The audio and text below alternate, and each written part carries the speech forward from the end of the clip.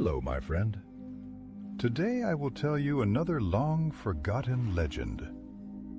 Close your eyes and let the magic transport you to Middle-earth. Our journey begins long ago in the deep places of the world, beneath the roots of the Misty Mountains. There was a kingdom of stone and song, a realm carved with the wisdom of ages. It was a kingdom of the Dwarves, the folk of Durin, whose axes rang upon rock and whose voices wove echoes into the vast halls of their home. In those elder days, before the world was darkened by great sorrows, before dragons stole gold and shadow took shape in the east, there was only light in Khazad-dûm. The Dwarves called it the greatest of their works, the jewel of their people, a city that stretched not across land, but through the heart of the mountains themselves. Its halls were vast, held aloft by pillars shaped like trees, its walls smooth as the face of a lake at dawn, and in its depths ran rivers that sang as they flowed through tunnels of living rock. Durin the Deathless was the father of this kingdom, the eldest of the 7 fathers of the Dwarves, the first to awaken from stone when the world was still young. He walked the world before the sun and moon, before even the first kingdoms of men or the first songs of elves. He wandered through the mountains, and in the clear waters of Khazad-dûm, the mirror, he beheld his own reflection, but not as it was. Upon his brow shone a crown of stars, and he knew then that this place, this valley nestled among peaks, would be the seat of his people. And so, beneath the towering heights of the Misty Mountains, he and his kin began their great work. The Dwarfs were a people of craft, of patience, of stone hewers and jewel smiths. They dug deep, shaping halls that gleamed with polished granite and silver-veined marble. In time, Khazad-dûm became a wonder beyond all others, a city where the light of torches and lanterns shimmered on gold-trimmed walls, where the echoes of hammer and chisels rang in perfect harmony. But it was not only stone and gold that made this place mighty. Beneath the roots of the mountains, the Dwarves found something rarer than any other treasure: Mithril, a metal so light that it seemed woven from moonlight itself, yet stronger than the hardiest steel. The elves marveled at it, the men of far-off lands coveted it, but only the Dwarves' wares knew its true worth. They shaped it into mail that no blade could pierce, into circlets that shone like silver stars, into runes and relics that endured beyond time. And so the wealth of Khazad-dûm grew. For long years the Dwarves dwelt in peace beneath the mountain. They welcomed travelers through their eastern gates, trading with the Elves of Eregion, the land of smiths, whose people crafted wonders of their own. In those days there was friendship between dwarf and elf, for though they were different in heart and mind, both shared the love of making, the joy of hands shaping the world into beauty. But time, as it ever does, brought change. The world beyond the mountains shifted, and the shadows of the east lengthened. In On, the elves forged their greatest works, rings of power, gifts of wisdom and might. And in their making, they drew the eye of one who watched from afar. He was no mere king nor sorcerer, but a being of old, one whose malice had waded through the long ages of the world. He called himself Anatar, the Lord of Gifts, and he walked among the elves with honeyed words and a fair face. But he was no friend to them, for Anatar was none other than Sauron the Deceiver, the servant of Morgoth, who had long sought to rule the world in darkness. He guided the hands of the elven smiths, teaching them secrets whispering into their minds.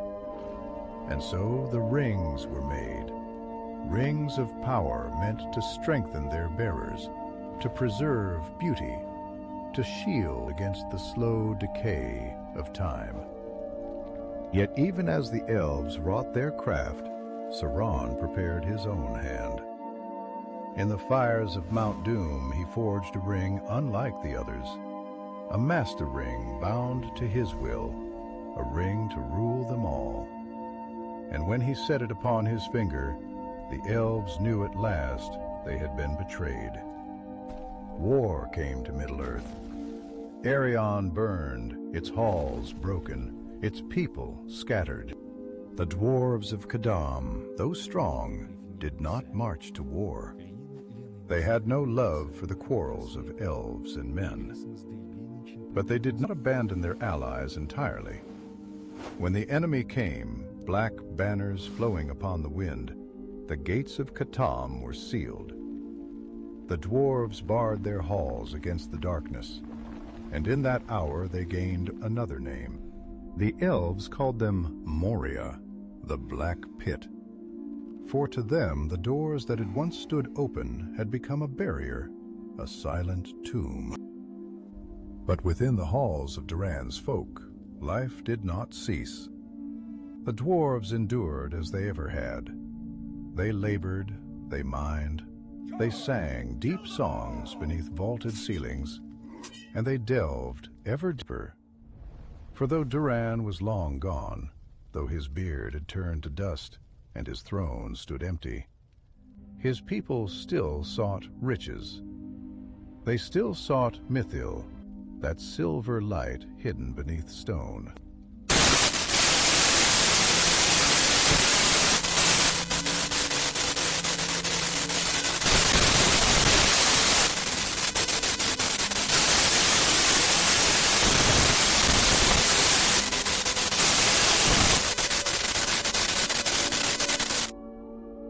Then one day, in the lowest deeps of Khazad-dûm, beneath the old foundations of the mountain, they found something else.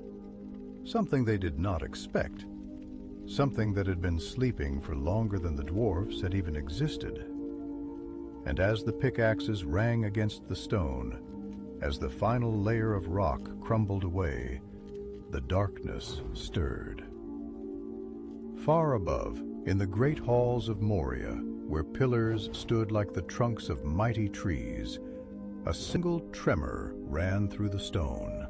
It was the first whisper of ruin, and though the dwarves did not yet know it, the kingdom of Khazad-dûm had begun its fall. Deep beneath the mighty ribs of the Misty Mountains, where the bones of the earth ran thick with veins of silver and mithril, where time flowed differently and the light of day was but a legend murmured in the voices of those who still remembered it, a silence had settled. It was not the silence of peace, nor the silence of rest, but something deeper, something woven into the stone itself, as if the mountain was listening, waiting, holding its breath. The dwarves of Khazad-dûm had long since stopped fearing the darkness. To them it was not an enemy, nor a void to be shunned, but a companion, an old friend, a quiet space in which they could carve, chisel, and shape the world into something greater than what had existed before. They had walked through endless tunnels of shadow, their lanterns trembling upon walls that had never known the touch of the sun, and they had breathed the thick, heavy air of their minds as if it were no different from the wind upon the mountaintops. Yet on that day, on that fateful day when the picks struck just a little too deep, when the echoes of hammer and chisel stirred something ancient, something forgotten, the silence changed.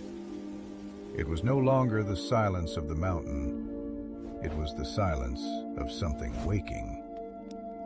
Bir, son of Thousand, stood at the edge of the lowest tunnels, a sturdy figure draped in a miner's heavy garb, his beard dusted with the fine gray of freshly split stone. His hands, calloused from years of wielding tools, rested upon the worn handle of his pickaxe, though at that moment he had no will to swing it. His breath came slow, measured, though within his chest his heart had begun to beat with the rhythm of something uneasy. He had lived long enough to know the whispers of the deep, how the stone sang when it was ready to yield its treasures, how the air shifted when a tunnel threatened collapse. But this was different. The very rock beneath his boots felt thinner, stretched, as if something below it had been waiting to be touched. He turned, his voice low but steady. "Hold your tools, lads. There's something here." The other dwarves, standing in the half-light of lanterns strung upon iron hooks, hesitated, their hands still gripping their chisels and hammers, their breath fogging faintly in the cold air. Among them was Duran's kin, Nar, son of Fundin, a dwarf of great years, whose beard was streaked with silver and whose eyes bore the weight of long experience. He stepped forward, peering at Boromir through the dim haze of dust. "You've the look of a dwarf who's just seen a ghost," Nar muttered, his voice a deep rumble, ancient as the stone itself. "And yet I see no wraiths here, only rock. Only the good, honest earth, same as ever it was." Boromir did not answer immediately. He knelt, pressing his palm against the floor of the tunnel, feeling for the heartbeat of the stone, for the old voices that ran through its veins. The earth had always spoken to him in ways that few understood, in ways that even the elves, with all their wisdom, could not grasp. But this was not the slow, patient song of Khazad-dûm's depths. It was a whisper, faint but insidious, curling upward from below. A breath. His fingers clenched. "It isn't right," he murmured, more to himself than to the others. "The air, it's moving when it shouldn't be." Nar exhaled, stepping closer, his heavy boots crunching softly against the stone. "You fear shadows beneath the rock? Shadows are not our enemy, Bor, you know this. The darkness has never done us harm." Boromir lifted his gaze, his dark eyes glinting beneath heavy brows. "It isn't the dark I fear, Nar." He hesitated, then spoke the words that had formed like stone settling into a crack. "It's what may be listening in the dark." For a moment there was no answer, only the flickering of lanterns, the sound of distant water dripping from unseen crevices. The other miners glanced at one another, their unease growing, though none would speak it aloud. Then Nar sighed, a long and measured breath. He looked beyond Boromir, toward the jagged wall of stone that had only just been broken, the opening through which the pickaxes had cut. Something unknown. "Then let us listen." Bor hesitated, but at last he nodded. The other dwarves, silent now, stepped back, allowing the two elders to move closer to press their ears against the cold rock and listen. Not for the song of Mithril, not for the hum of metal waiting to be shaped, but for something deeper, something older than their craft. At first there was nothing, only the familiar hush of the mountain's belly, the slow, rhythmic pulse of the deep places. Then, a breath, a single exhalation, soft as the whisper of wind through a forgotten cavern, but fast. It seemed to move through the stone itself, curling around the edges of the tunnel, seeping into the lantern-lit gloom like mist creeping along a river at dawn. It was not the breath of something living, yet neither was it dead. It was ancient, too old to be called either. And with that breath came a memory, not of the dwarves, not of Khazad-dûm, but of something older, something that had watched the ages pass in silence, undisturbed, until now. Nar pulled away first, his skin paling beneath his thick beard. His hands, steady even in the battles of his youth, trembled faintly as he took a step back. His voice, when it came, was barely above a whisper. "Durin's Bane," he breathed, the words nearly lost to the stillness. The name sent a ripple through the gathered dwarves, like a stone cast into a black lake. They did not know what it meant, not fully, not yet. But they knew enough to understand that they had touched something they should not have touched. Boromir straightened slowly, his jaw tightening. He did not speak immediately, for there was nothing to say, nothing that could capture the weight that had settled upon his chest like a stone dragged from the deepest tunnels. His people had built their halls with courage, with patience, with love for the craft, for the shaping of the world's bones into beauty. And yet they had been warned time and again by stories, by the faint whisper of dread in their oldest songs. Delve not too deep. They had always thought it was a warning against greed, but greed was something they understood. This was something else. He turned, his voice low, measured but heavy with the weight of the truth. "We go no further." Nar's eyes met his, dark pools of thought, of ancient knowledge. Slowly, the older dwarf nodded. But the stone had already been broken, and the darkness had already stirred. The silence did not break. It stretched thick and ponderous like a heavy cloak laid upon the stone, smothering the flickering light of the lanterns and pressing upon the gathered dwarves with a weight that none of them had the courage to put into words. It was not merely the hush of a still cavern, nor the pause of miners waiting for orders. It was a thing alive, a presence felt in the marrow of their bones, as if the very air had grown dense, curling around their throats like unseen fingers. The breath of the mountain had changed. It was colder now, emptier, as if the deep places had been hollowed out, leaving nothing but waiting darkness.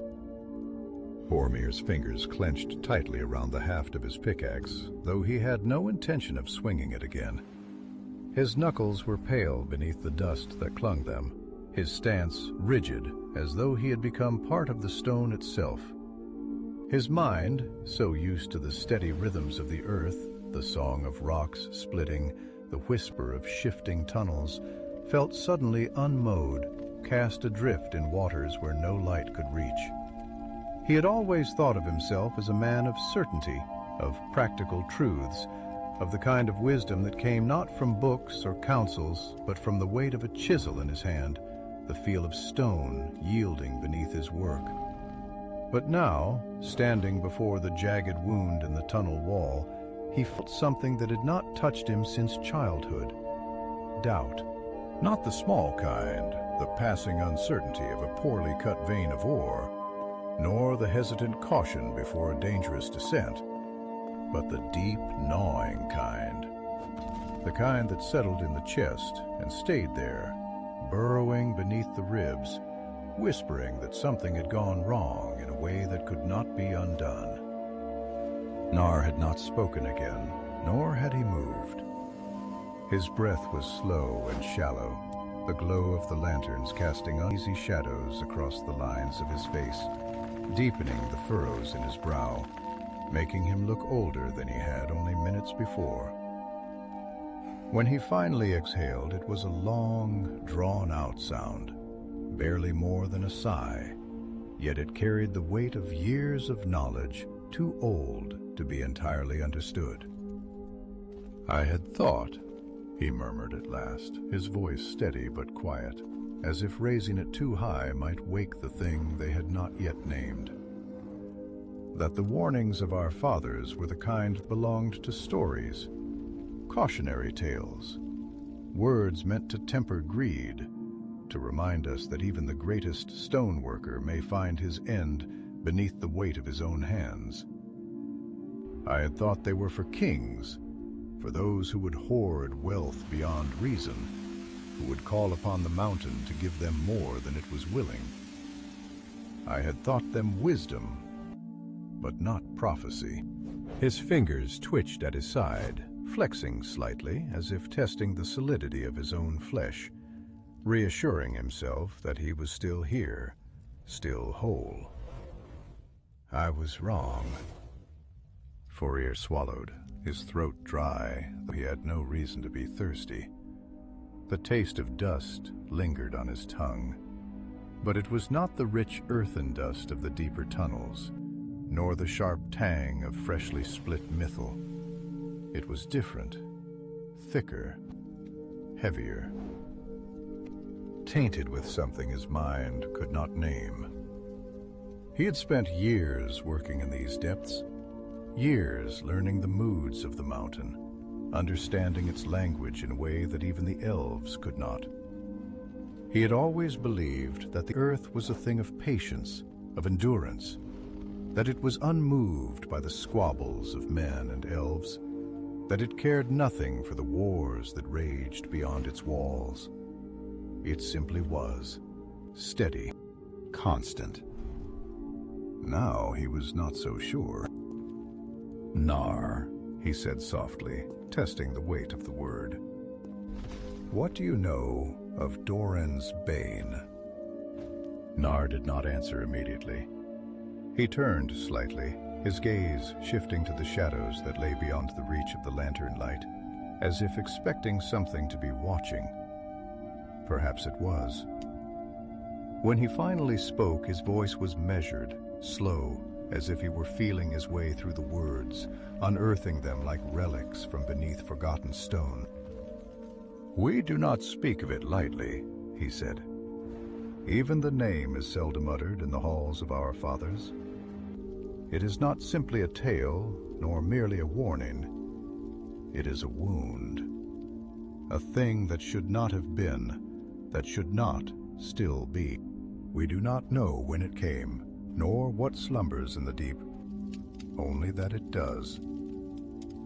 His hands curled into fists at his sides, though whether from anger or fear, Boromir could not tell.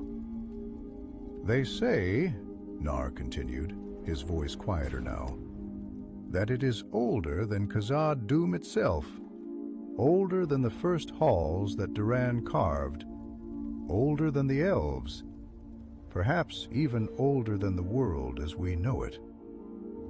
That it is not of the earth, nor of the sky, nor of the waters. That it was born in a time before the sun and moon, before the stars were placed, before the music of the Inor had finished its first song." Boromir felt something cold coil in his chest. He had heard such words before, in the hushed whispers of lore masters, in the half-spoken mutterings of old dwarves who had seen too much. He had never put much stock in them.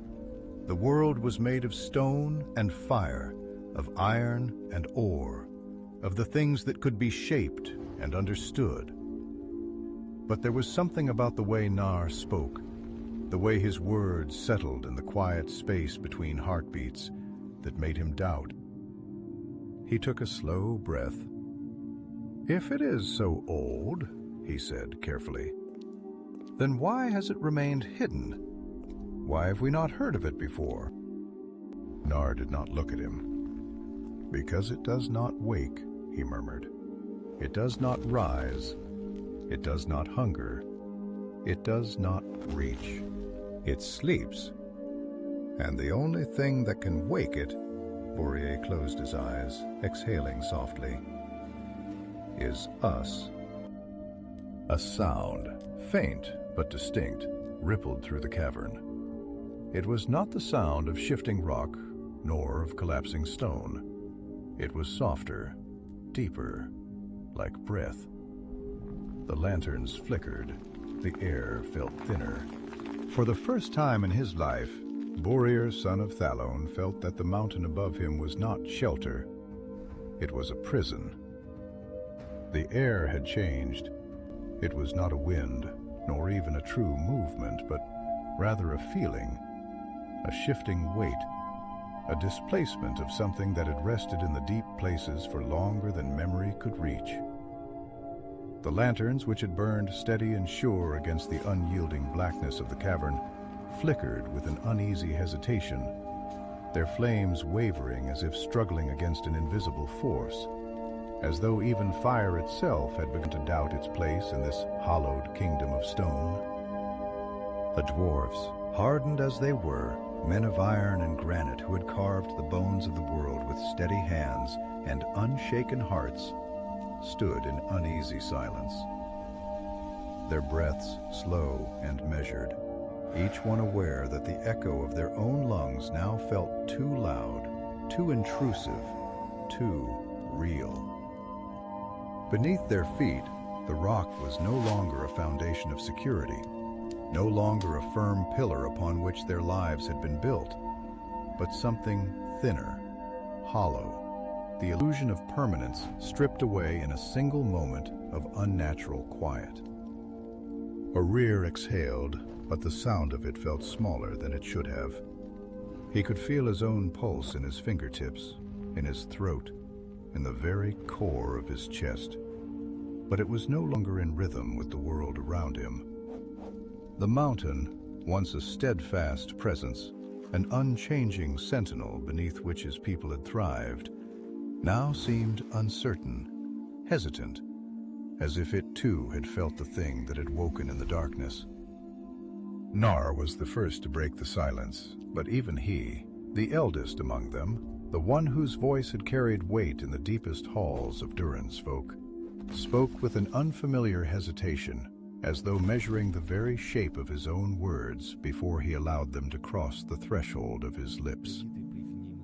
"There are places," he murmured, his voice a low tremor, a distant avalanche rolling through unseen caverns. Places where the stone is older than we understand, older than even Durin himself. We have always known this in the way that a child knows not to stray too far into the unknown. We tell stories, we speak of caution, we mark tunnels with runes of warning, not always because we know what lies beyond them, but because we feel somewhere deep within our bones that some things were not meant to be disturbed, that there are depths beyond depths, layers of the world that do not belong to us, that do not even belong to time itself. His fingers traced the handle of his hammer, a slow and absent motion, as if seeking the comfort of something tangible, something that could ground him in the presence of an understanding he did not wish to acknowledge. His eyes, dark as the tunnels themselves, did not meet Bor's, but rather remained fixed upon the jagged wound in the rock where their picks had struck too deep. "There are things beneath the stone," he continued, his breath measured, steady though the flicker of his hands betrayed the weight of what he spoke. "Things that sleep, things that do not hunger, nor dream, nor seek, but simply remain waiting, enduring. Because time does not touch them as it touches us. Because they were before, and they will be after." Orir felt his jaw tighten. The whether in resistance to fear, or in the futile attempt to grasp the enormity of the thought, he did not know. He had spent his life among the roots of the mountains, shaping them, learning their language, feeling the slow, patient rhythm of their ancient songs.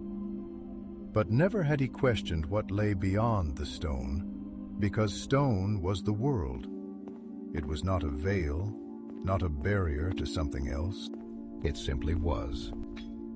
And yet he could feel it now. The emptiness that stretched beyond the cracks in the rock, an absence that was not merely the void of another cavern, another tunnel, but something deeper, something vast and unknowable. The lantern light did not reach into that space, and Boromir wondered, No, he knew that if he stepped forward, if he peered beyond that final threshold, he would see nothing. Not the walls of another chamber, not the glint of hidden ore. Just blackness. True, endless blackness. "We should seal it," he said at last, though even as the words left him they felt strange, as if he were saying them not because they would change anything, but because it was the only thing he could say. The only thing that made sense in a world that had, in the span of a single breath, shifted beneath him. Nar did not look away from the opening, but his hands tightened on his hammer, his fingers pressing into the cold metal as if trying to feel its reality beneath his touch. "Aye," he said, though his voice was distant, his mind already somewhere deeper, somewhere beneath them all. One of the young miners, Darrell, son of Grander, no more than 70 years old and yet already strong and arm and sharp in wit, took a hesitant step forward. His face half illuminated by the lantern's glow, his eyes flicked between Nar and Boromir, searching their expressions as if looking for reassurance, for the certainty that had always been the foundation of their people. "You truly think it is something more than a hollow?" His voice was cautious, but laced with the stubborn practicality of youth, with the need to understand the thing that threatened the order of his world. "Perhaps it is only a great chasm, an old cavern that has lain untouched. We have found many such places before, and none of them held any ghosts." Boromir did not answer immediately, for how could he? He could not name what it was they had disturbed. He could not point to it, nor strike it with his chisel, nor weigh it in his hand. He could only feel it. And that, more than anything, was what unsettled him. He had always trusted stone, because stone was real, solid, predictable. But this was not stone. Nor, however, did answer his voice quieter than before, heavier with the weight of long-kept knowledge. "It is not ghosts we fear," he murmured.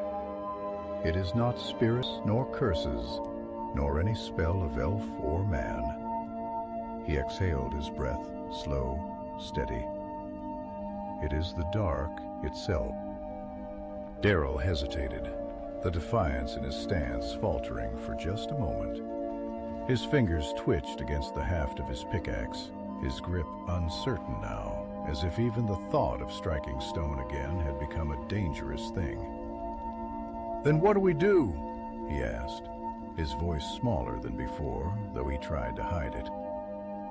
For a long moment, no one answered. And then, from the depths of the opening, from the hollow space where the lantern light did not reach, came a sound. Not a roar, not a cry, a whisper. It was not a voice, not truly, for it carried no words, no meaning that could be grasped or shaped into language. It was softer than the sound of dust falling from the walls, quieter than the slow shift of settling stone. But it was there, and it was listening. The lantern flames flickered once more, and this time they did not steady. Boromir did not need to speak, nor did Nar. Every dwarf in that tunnel knew, with the certainty of those who had spent their lives reading the language of the earth, that something had awoken, and it was waiting. There was no more movement, no whisper of shifting rock, no faint stir of dust falling from the high vault above. No sound save for the breathing of those who stood in the tunnel, their hands tightening around the hilts of their axes. And yet the stillness was not that of peace, nor even of unease. It was a stillness that carried weight, as if the very air had thickened, as if the walls, the floors, the ceiling itself had drawn in closer, pressing inward with an unseen force, making the vast halls of Khazad-dûm feel smaller, more fragile, as though the mountain itself was holding its breath. The glow of the lanterns, warm and steady only moments before, had taken on a different quality. No longer casting bold beams of light, no longer illuminating the tunnel in sure golden brilliance. Now they flickered, hesitant and uncertain, as if they too sensed the presence of something unseen. The shadows, which should have remained still obedient to the fire's command, now seemed to stretch just a little further than they ought, clinging to the jagged edges of the tunnel's opening, curling into the wound in the stone like fingers grasping at the threshold of something newly disturbed. Boromir felt the weight of it in his chest. Not merely a sense of foreboding, but something heavier, something deeper. As if the very air he breathed carried the taste of something long buried, something not meant for the lungs of living folk. He did not fear the dark. He had never feared it. For the dwarves were a people of the depths, of tunnels carved through the bones of the world, of mines that stretched deep into the ancient rock where the light of the sun had never set foot. But this darkness was different. It was not merely the absence of light, it was a presence unto itself. Nar had not moved, his heavy frame motionless as stone, his breath slow and measured, though his fingers still clenched tightly around the haft of his hammer. His eyes, shadowed beneath the heavy ridge of his brow, remained fixed upon the open wound in the tunnel wall, as though he were trying to see something beyond the void, as though he were searching for the answer to a question he did not want to ask. "It was not meant to be woken," he murmured at last, his voice barely more than a breath, a thought given shape. "Not now. Not ever." Boromir exhaled slowly, steadying himself before he spoke. "Then we have no choice," he said, his voice firm though the weight in his chest had not lessened. "We seal it. We collapse the tunnel. We bury it beneath stone and forget it was ever found." There was silence for a moment, a pause in which the others waited, listening, gauging the shape of the words as they settled in the air. It was Darrell who finally spoke, his voice uncertain, though edged with the stubborn defiance of youth.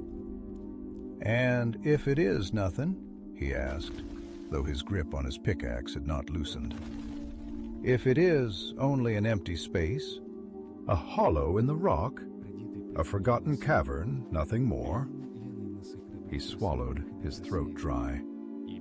"If we seal it, if we turn away, then we will never know. And what if what lies beyond is not some darkness waiting to devour us, but something meant to be found? What if this is an opportunity and not a curse?"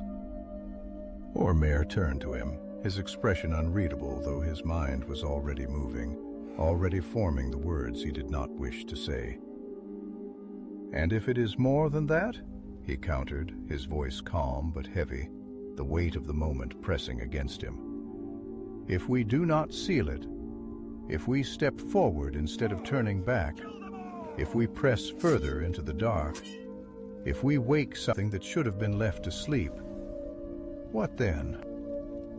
Darrell did not answer, but the flicker of uncertainty in his eyes betrayed him.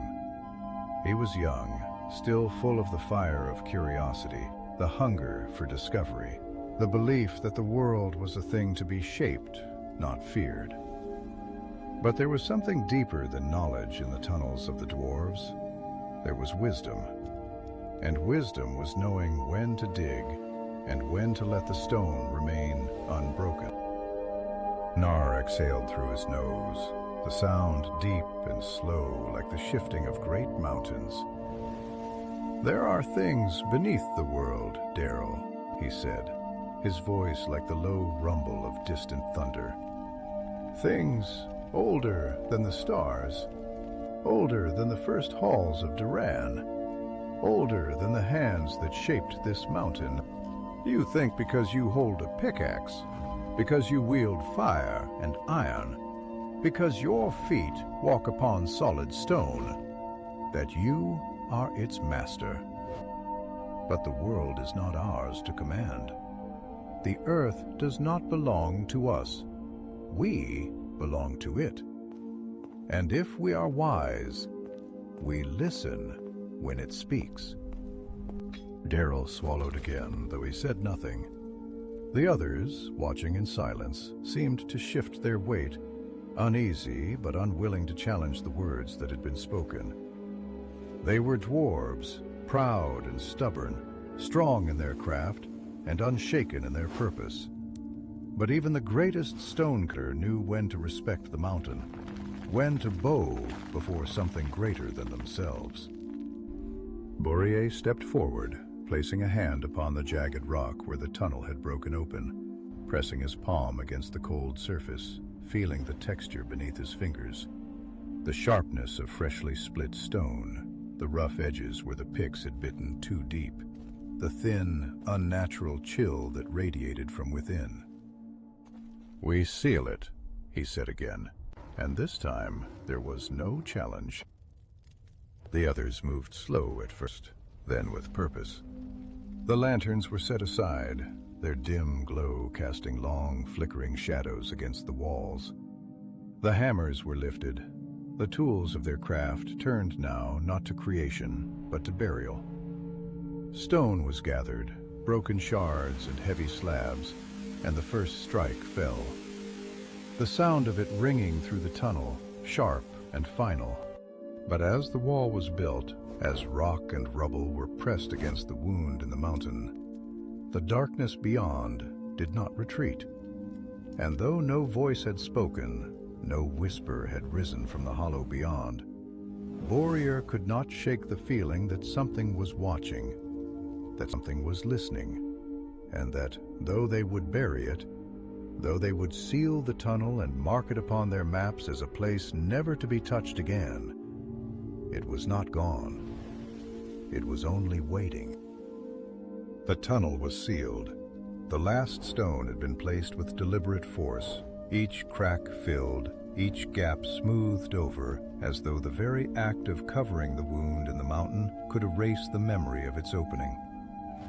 Dust still hung in the air, clinging to the flickering glow of the lanterns, moving in slow, hesitant swirls, as if reluctant to settle, as if reluctant to let this place return to silence. The echoes of the final hammer strokes had faded, their impact swallowed by the vastness of the caverns, but even as the stillness returned, it did not feel like peace.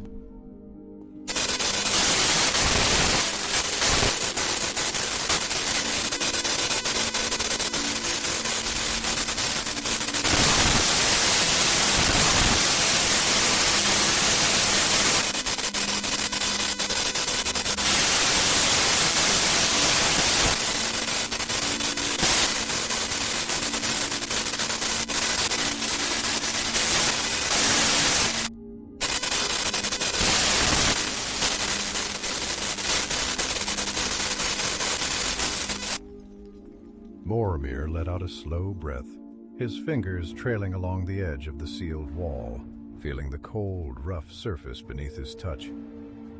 It was solid, secure, unyielding. And yet for all its strength, it did not feel like protection.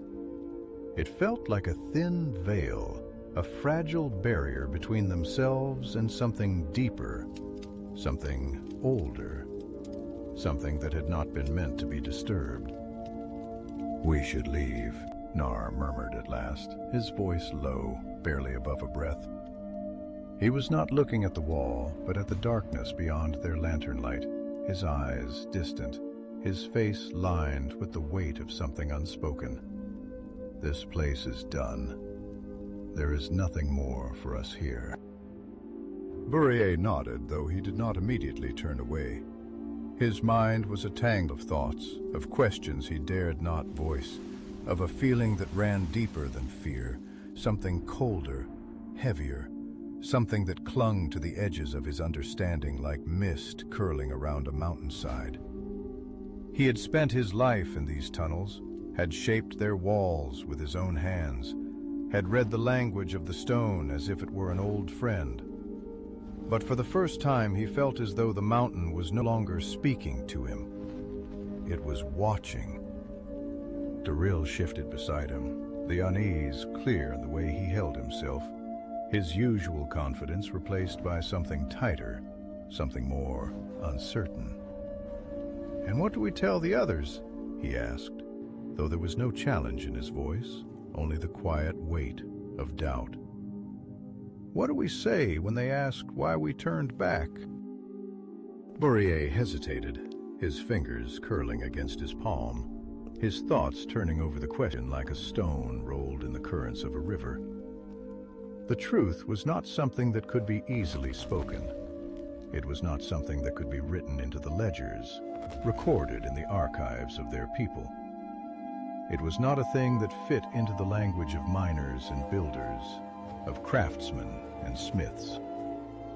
"We tell them the tunnel was unstable," he said at last, his voice steady, though the words felt strange on his tongue. "That the rock was too fractured, the walls too weak.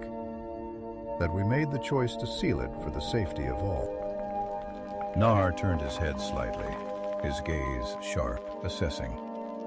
He said nothing, but there was an understanding in his expression, a flicker of something that passed between them without the need for words. This was not a lie, not truly, for there was danger here, danger that went beyond the physical, and yet it was not the whole truth either. Darrow frowned, his grip tightening on his pickaxe. "And if someone digs again?" Moria met his gaze, his expression unreadable. "Then they will find nothing but stone." The answer did not satisfy him, but there was no further protest. The decision had been made. The tunnel was sealed. There was no reason to linger. They turned away, their lanterns casting long, shifting shadows against the walls as they moved back through the tunnels, their footsteps echoing in the vast emptiness. But as they walked, as the distance between them and the sealed chamber grew, Boromir could not shake the feeling that the silence was following them. The halls of Khazad-dûm had always carried echoes, the steady ring of hammers against stone, the deep voices of dwarves raised in song, the rhythmic footsteps of workers moving through the great corridors, the sounds of life of labor of a people who had made the mountain their home. But now as they moved through the passages, it was as though the silence itself had taken form, pressing against them like the weight of an unseen presence. Boromir had always trusted the earth beneath his feet. It had been his anchor, his foundation, the one constant in a world that was ever-changing. But now, as he walked the familiar halls of his ancestors, he felt something he had never felt before.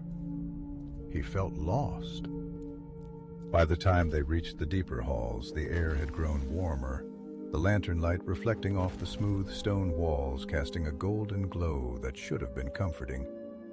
But the feeling remained. The others had noticed it too, though none spoke of it aloud. It was in the way they moved, in the way their hands never strayed far from the hilts of their weapons, in the way their eyes flickered toward the darkness as the edges of the tunnels, as if expecting something to step forward from the void. Nor was the first to break the silence, his voice low, measured, the weight of years thick in his words. "I have seen many things in my time," he murmured, his gaze fixed ahead, though his thoughts were clearly elsewhere. "I have walked tunnels that no living dwarf has set foot in for centuries. I have seen the remnants of halls long abandoned, where the dust lies thick upon the stone, and the air is heavy with the weight of forgotten voices. But never have I felt this." Bor glanced at him, his own thoughts tangled in the same unease. "What do you mean?" Nar exhaled slowly, the sound deep and heavy, as though he were drawing up something from the depths of himself. "It is not fear," he said after a moment, his voice quiet, thoughtful. Not the kind that comes from danger, from the knowledge of battle, from the threat of death. It is something older, something colder, as if the mountain itself has changed. Orir did not answer immediately, his gaze flickering to the high, vaulted ceilings above them, the great pillars carved with the runes of their ancestors, the echoes of their footsteps fading into the vastness of the chamber. He had always felt a connection to this place, to the weight of history that rested in its walls. But now that connection felt severed. "It has," he murmured, more to himself and to the others. Nar turned to him, his expression unreadable. The silence stretched between them, thick and unspoken. But in that moment they both understood. This was not the end of something. It was the beginning. And whatever lay beneath the mountain, whatever had stirred in the darkness beyond that broken rock, was not gone. It was only waiting. The halls of Khazad-dûm stretched before them, vast and echoing, their stone-carved ribs arching high above like the great trunks of an ancient forest, their towering pillars rising like roots that had grown not from soil, but from the bone of the world itself. The golden light of their lanterns flickered upon the polished walls, revealing the delicate etchings of runes long carved by the hands of dwarves who had walked these halls in ages past, whose voices had once filled these corridors with laughter, with song, with the clamor of hammer upon anvil, and the steady rhythm of life in the great city beneath the mountains. And yet, though the stone still stood unchanged in its strength, something had shifted. The air had thickened, as though the weight of the mountain pressed heavier than it once had, as though the silence that followed them through the tunnels was not merely the absence of sound, but the presence of something unseen, something that moved beyond the edges of their perception, watching from the depths where their lantern light could not reach. Born walked in measured steps, his boots striking the stone with the steady cadence of one who had spent his life beneath the earth. Yet there was no comfort in the familiar sound. His mind was restless, turning over the events of the past hours, searching for some rational foothold upon which to steady himself. He had told the others that they would seal the tunnel, and they had done so. Yet even as the last stone had been placed, as the final hammer stroke had echoed into silence, the unease had not lifted. The walls had been closed, but something had remained. Not behind them, nor beneath them, but around them, within them, woven into the very air they breathed. He could feel it, as one feels the distant tremor of an avalanche before the stones begin to fall. An absence where there should have been nothing at all. Nar walked beside him, his heavy brow furrowed, his fingers curled loosely around the haft of his hammer. He had not spoken since they had left the lower tunnels, and there was a tension in the way he moved, a stiffness in his shoulders that Boromir recognized as something close to hesitation. Nar was not a dwarf who doubted easily. He had spent his years carving through the deepest veins of the mountain, had walked paths that no other living dwarf had set foot upon, had carried the weight of knowledge that came not from books, nor from the wisdom of scholars, but from the stone itself. And yet here, in the heart of Khazad-dûm, where the halls stretched grand and unwavering, where the banners of their forefathers hung in solemn reverence, he carried himself as one who had been made uncertain. At last, the silence between them broke, though he did not turn his head, his voice emerging slow and thoughtful, as though the words had been forming long before they had been spoken. "There are things," he murmured, "that we were never meant to understand. Things that were buried long before our people set foot in these halls.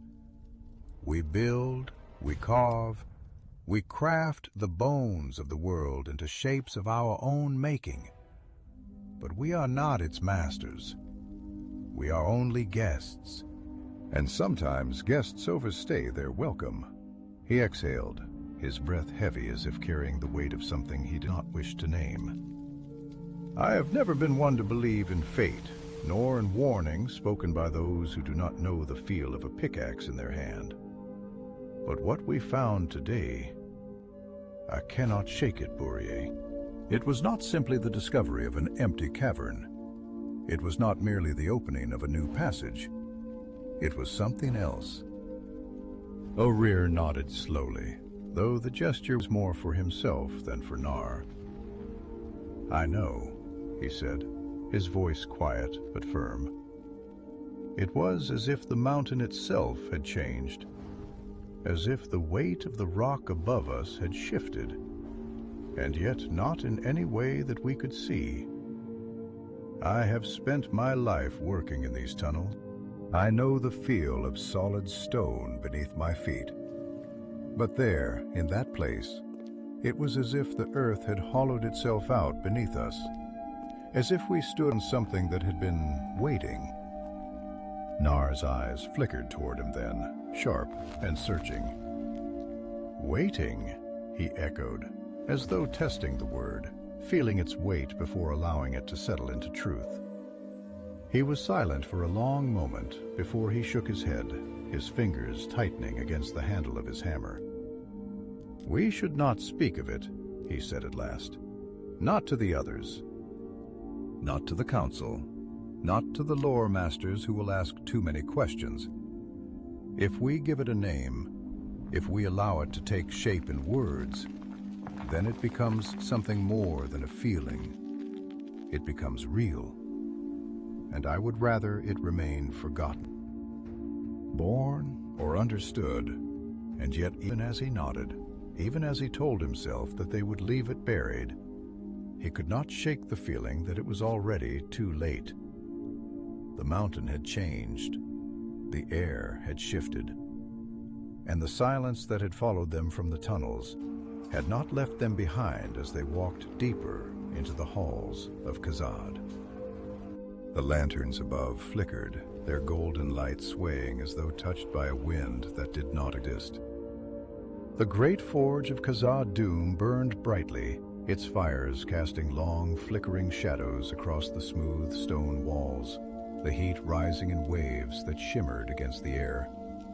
The scent of molten metal, thick and familiar. It was a place of life, of work, of creation. Here the hammers rang out in steady rhythm, the anvils sang beneath the weight of skillful hands. The embers crackled with the sound of something being shaped into permanence. And yet, even in the heart of the city where the fires never dimmed, the unease did not fade.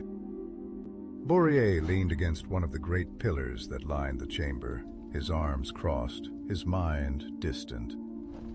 He had come here for comfort, for the steady sounds of labor, for the warmth of the forge that had always been a place of certainty, of clarity. And yet, though the flames burned bright, though the dwarves moved with purpose, he could not shake the cold that lingered beneath his skin, the memory of the silence that had followed him from the lower tunnels. A voice pulled him from his thoughts. "You look like a dwarf who has seen a ghost." He turned to see Grendr, one of the elder smiths, his beard thick with soot, his hands calloused from years of working the forge. His eyes, sharp with the wisdom of age, studied Bourier carefully, as though he could see something beneath the surface, something unspoken. Bourier hesitated before answering, his voice measured. "Not a ghost," he said slowly, "but something just as restless." Grendr nodded, though his expression did not change. He had been a smith for longer than most had been alive, had seen the rise and fall of fortunes, had watched as halls were carved and then abandoned, as new veins of mithril were found only to be exhausted in time. He understood that there were things beneath the earth that did not always belong to those who claimed them. The mountain remembers, he said after a moment, his voice quieter now, thoughtful. It remembers the hands that have shaped it, the footsteps that have walked its halls, but it also remembers what came before, and sometimes what came before remembers too. Boromir felt the weight of those words settle in his chest, though he did not answer. There was nothing more to say. The forge burned on, its flames rising and falling, its shadows flickering along the walls. And somewhere deep beneath the stone, something was still waiting. The great halls of Khazad-dûm stretched into the depths, their high arched ceilings disappearing into darkness, their towering pillars carved with the likeness of trees, their roots etched into the stone as though even in the deep places of the world, the dwarves wished to remember the forests they had never known. The soft golden glow of lanterns flickered upon the polished floors, casting elongated shadows that wavered and shifted as the flames danced, sending glimmers of light scuttling across the great murals that adorn the walls. Scenes of Durin the Deathless, of the first halls hewn from the rock, of the rivers of Mithril that had once gleamed beneath the touch of their forges. And yet for all its grandeur, for all the weight of its history, for all the strength of its foundations, there was something uneasy in the air, something that had begun to fester beneath the stone, like a wound that had not yet broken the surface. Bor walked slowly through the great corridor, his steps heavy, his thoughts heavier still. His mind circling back to the same unspoken question that had followed him since they had left the lower tunnels. Silence had not left them. It had crept into the very bones of the city, into the spaces between the chisel marks on the walls, into the slow, methodical ringing of hammers upon anvils, into the quiet conversations of dwarves who did not yet understand why they spoke more softly now, why they glanced toward the deeper tunnels with wary eyes, while the echoes of their voices seemed to stretch just a little too far, as though something beneath the surface was listening. He had never been one to entertain fear. Fear was for those who did not understand the stone, for those who hesitated before striking metal to rock, for those who did not trust the weight of the mountain above them. But this was not fear. It was something else. A certainty, unspoken, unformed, but no less real. Na had spoken no further of what they had found, but his silence was telling. He had gone to the council, had spoken in quiet tones with those who sat upon the stone chairs, with those who carried the wisdom of ages upon their shoulders, with those who decided where the axes would strike, where the forges would burn, where the tunnel would run. But there had been no command to dig deeper, nor to return to the sealed chamber. There had been no summons for the lore masters to study the rock, no gathering of scholars to decipher what had been uncovered. There had only been silence. And Boromir knew, without being told, that the decision had been made not out of ignorance, but out of understanding. As he approached the forge chambers, the heat of the flames pulsed against his skin. The scent of molten metal thick in the air, the clang of iron on iron ringing in steady rhythm, a song as old as the halls themselves. The smiths worked in tireless motion, their faces set in quiet focus, their hands moving with practiced precision, shaping steel and gold and silver, their hammers beating away the doubts that had begun to settle like dust upon their spirits. But even here in the beating heart of Khazad-dûm, the unease remained.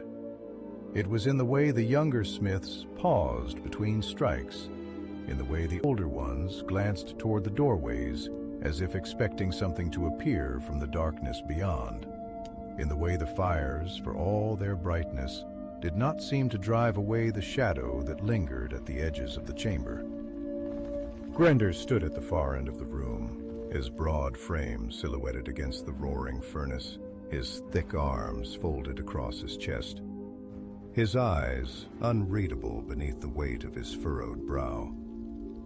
He had been working the forge for longer than Boromir had been alive, had shaped the blades of kings and the armor of warriors, had seen the rise and fall of fortunes beneath the mountain, had known the taste of both triumph and sorrow in equal measure. And yet, as Boromir approached, he saw something in the elder smith's face that he had never seen before. Uncertain. "You have been restless," Gra said, his voice low, steady, measured like the swing of a hammer. He did not turn his head, did not break his gaze from the flames that licked hungrily at the metal within the forge, as though the fire itself was listening. Boromir hesitated, though only for a moment. "And you have not?" Grendr exhaled slowly, the sound lost beneath the roar of the furnace, though his fingers curled slightly against his arms as if grasping at something unseen. "I have lived through many seasons beneath this mountain," he murmured, his tone carrying the weight of years. "I have seen the dwarves grow bold in their craft. I have seen them carve halls so vast they seem to stretch into the very bones of the world. I have seen them strike deep into the rock in search of riches, in search of knowledge, in search of something greater than themselves. And I have seen the mountain answer." He turned then, his eyes settling upon Bor, sharp as the edge of a newly forged blade. "It is an old thing, this mountain, older than us, older than the halls we have built, older than the names carved into the stone. And there are places within it that we have not yet touched, that perhaps we were never meant to touch." Boromir did not look away, though the words settled uneasily in his chest. "Then why do we dig?" he asked, though he already knew the answer. Grendr gave a small, grim smile. "Because it is in our nature. Because we are not content to let the stone rest. Because we believe that if there is something beneath it, it must belong to us. Because we are dwarves, and we have never known when to stop." He let out a breath, shaking his head. "But there is wisdom in knowing when to turn back. And I wonder, Boromir, have we already passed that point?" Boromir did not answer. He did not need to. The silence spoke for him. Outside the forge, beyond the halls where the lantern burned, beyond the reach of fire and steel and stone, something was stirring. It did not move as living things moved, did not breathe as living things breathed. It was not bound by the walls of Khazad-dûm, nor by the hands that had carved its halls, nor by the will of those who walked its paths. It had waited as the mountain had waited, as the darkness had waited, and soon it would wake. The silence had followed them from the lower tunnels, and it had never left.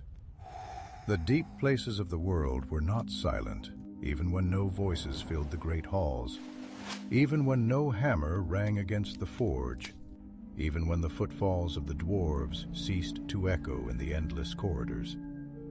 The mountain still breathed. It exhaled in the slow shifting of stone, in the creak of ancient timbers supporting ceilings so high they seemed like the sky, in the soft, distant murmuring of water flowing through unseen caverns deep beneath the roots of Khazad-dûm. But what had once been the steady pulse of an enduring kingdom now felt like something else entirely, like something listening, something waiting, something awake. The lanterns still burned in the great halls, their golden light stretching along the polished floors, glinting off the silver-inlaid runes that traced the columns like the veins of some ancient tree carrying the wisdom of their forefathers in the language of stone. But where once that glow had been warm, A beacon of craftsmanship and pride, it now seemed fragile, uncertain, flickering as if tested by an unseen wind.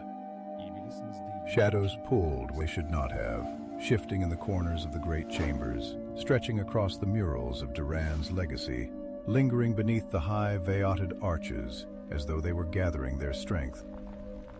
Moria felt it as he walked, his footsteps measured but heavy, each stride filled with the weight of unspoken thoughts, of questions he dared not voice aloud.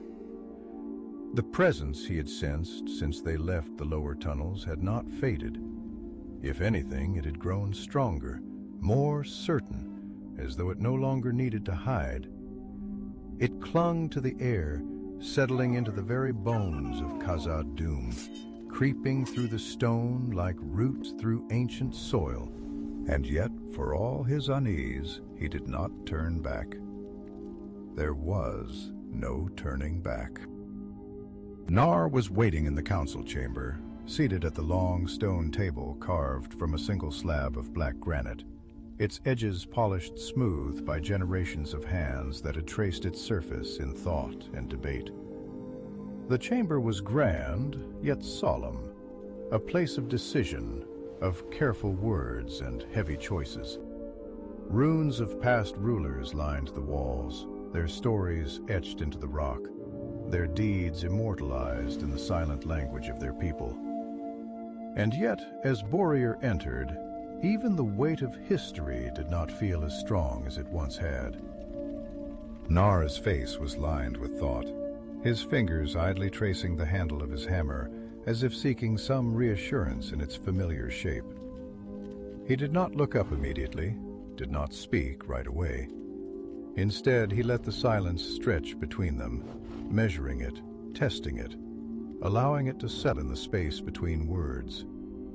And when he finally did speak, his voice was quiet but heavy, as if he had already carried this conversation within him before it had even begun. "You feel it," he said, not as a question, but as a certainty. Boromir exhaled slow and deliberate before lowering himself onto the bench opposite him. He did not answer immediately because there was no need, because they both knew that whatever words he chose, whatever reasoning he might give, they would only confirm what had already been felt, what had already begun. "Aye," he murmured at last. "It is in the halls now. It is in the air we breathe." He paused, staring at the flame of the nearest lantern, watching as it swayed against a wind that did not exist. It was never meant to be disturbed, Nar. And yet, here we are. Nar nodded slowly, his fingers still against the haft of his hammer, his gaze fixed upon the long shadows that stretched along the floor, their edges too sharp, too deliberate, as if they had a mind of their own. "I have been thinking," he said, his voice contemplative, the words measured as though he were carving them from stone itself, "of the stories we were told as children, the tales of the deep, of the places we were warned never to tread. Not because they were unstable, not because they were too dangerous, but because they were not ours. Because there are things that do not belong to the hands of the living." His brow furrowed, his voice lowering, his thoughts unraveling into words that tasted of something deeper than memory. "I have always believed that we are the masters of our craft, that the earth yields to us because we understand it.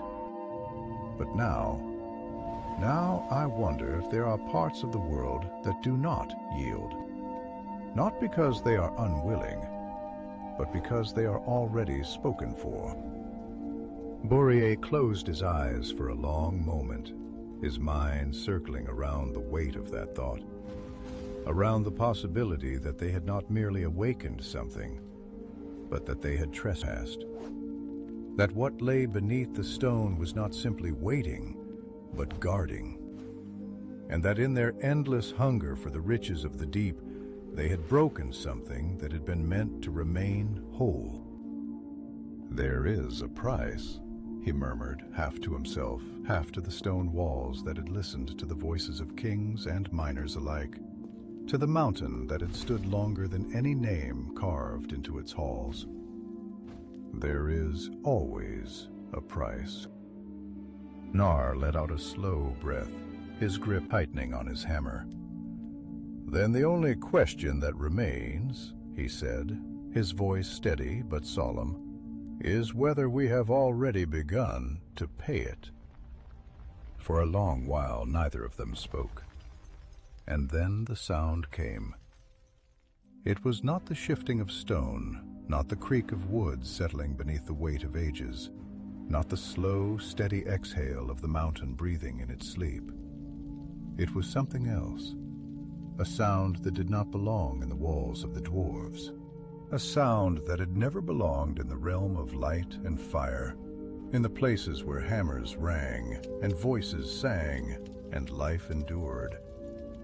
It was a sound that came from the depth, a deep, resonant pulse, a vibration through the stone, a tremor that was not a quake, but something more deliberate, something aware. It rolled through the chamber like the distant toll of a bell, low and ancient, carrying with it a sense of something vast, something that had woken not because it had been disturbed, but because it had chosen to wake. Boromir's breath caught in his throat. The lanterns flickered wildly, their flames stretching high as if pulled toward something unseen. The shadows along the walls shuddered, stretched, moved. And for the first time in his life, for the first time since he had taken up the tools of his people and sworn himself to the stone, he felt the ground beneath him and realized it did not belong to them. Nar rose slowly, his face grim, his hand tightening around his hammer. His voice, when he spoke, was barely above a whisper, but it carried through the chamber like a chisel striking marble, final and unyielding. "It is awake." A second pulse, closer, heavier. The air breathed. The fire dimmed. And deep below the roots of Khazad-dûm, far beneath the halls of stone and steel and pride, something stirred. And then the halls of Moria would never be the same again.